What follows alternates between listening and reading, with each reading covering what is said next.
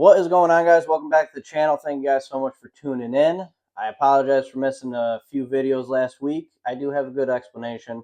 That explanation being is I worked 82 hours last week. Pretty much, I work for the local utility company. We had a nice little storm roll in, so had to work that. That's all good though, because money's money. And at the end of that, I did get a mic. So hopefully sound is better or something of that sorts. I'm not really sure. I don't even know how this is going to sound. I hope it's good. So yeah, I didn't really make a whole lot of progress. Didn't really have a whole lot of time to do a video, but some things have happened with the car, and I'm excited to show you guys what we got going on because we are really, really close to firing this thing up. So I'm gonna grab you guys. We're gonna walk around, and I'm gonna show you guys a little bit of updates on what we did end up being able to accomplish, even though we were pretty busy last week. But I got some stuff accomplished, huge progress. So I'm gonna show you guys what we got going on, walk you guys around, and tell you guys the plan from here on out, and just how close we are to having this little 5.3 fire up. All right, so I'm going to take you guys around and show you guys where we're at. All right, thank you guys so much for tuning in.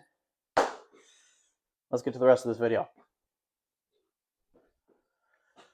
Okay, so to get the turn signals work, it was very easy. Turn the battery on. And now this switch, this panel has no idea what to do because it's actually has a light sensor in it, so it dims or brightens depending on the darkness, which is kind of neat. So the turn signals all come from this box right here, and I could not recommend this enough. It was super, super simple. So that's his right turn signal.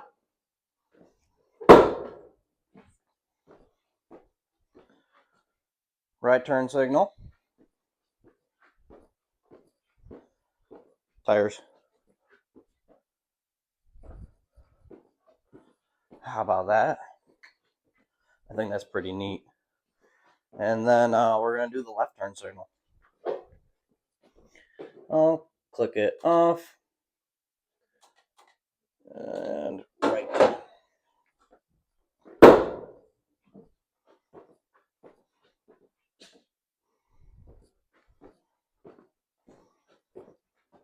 And I'm using the reverse lights.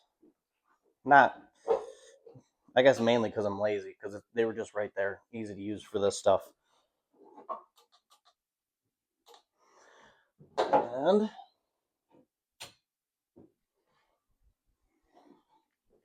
now we hit that.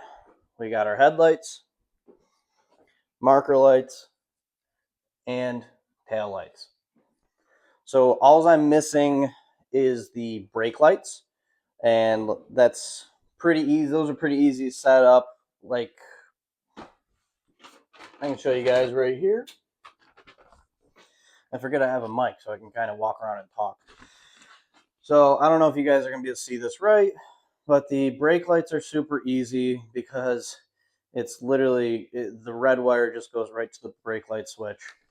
So obviously you got to, it's just a very easy deal. I don't think I could recommend this enough. It made all this super easy, especially the turn signals, which as someone that's not really good with wiring, I was a little hung up on how I was going to make that work. But for $100, it made it super simple, super easy, and I'm super, super pumped about that. So where else are we? I guess it's really time to show you guys the coolest part of what I've done, to me at least. And this kind of really puts in perspective just how close we are to getting this thing to fire up. Still got to wire up the alternator and all that good stuff, but I'm going to show you guys the coolest part of this thing right now.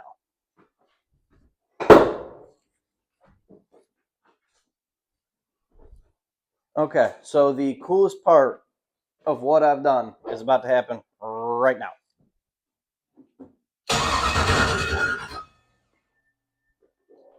How about that?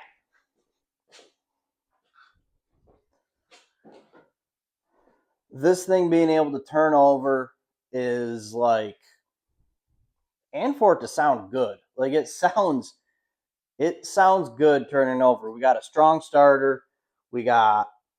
It sounds like good compression. Doesn't sound like we have anything dead. Not that I expected it to be. I mean, but I did put this thing together by myself, so I'm just excited. This kind of really puts in perspective of how close we are. We have the ignition box wired up. We have a starter that turns the motor over. We have a carburetor. We have a fuel cell. We are just missing maybe possibly fuel pump. I do have one. I just don't know if it's the right one or a good enough one. Not it's good enough, but just one that'll work good with this application. And fuel lines. And then to wire the fuel pump up. That's it. That's all we are missing. So that is like really, really awesome. I'm super, super stoked about it. Super excited about that. So, kind of what can you guys expect going forward here? Well, I'm not 100% sure. What do you guys think I should do? Should I get this thing fired up? Or should I get the converter, get the tranny in, get the shifter in, get the drive shaft in, do brake lines, fuel line, then plummet, fuel line, stuff like that. Should I get this thing more squared away before I fire it up? Or should we just get this thing running? I'm really not sure. I don't know what's the best step to do. All I know is that I'm very excited about where we're at on this thing. So I don't know. I don't know. I'm just kind of giving you guys an update because I did miss a few weeks.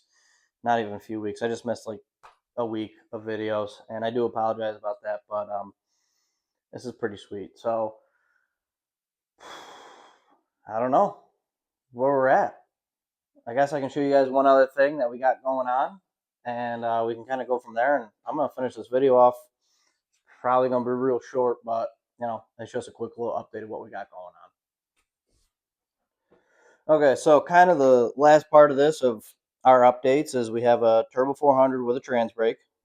Big deal there. And these are our bill of specialties that we are running on the rear. At the moment, it has a 28-10-5 on it, slick, and I like it. It should work perfectly, but it is a street car.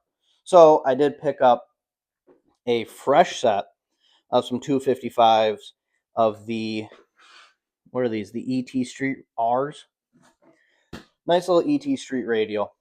I really, really like these tires.